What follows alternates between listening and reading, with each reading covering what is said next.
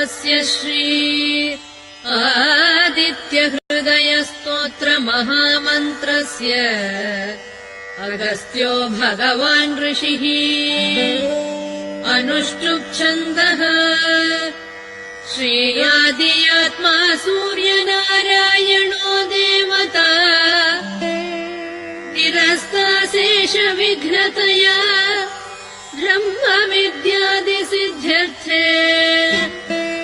सर्वत्र जयसिद्ध्यर्थे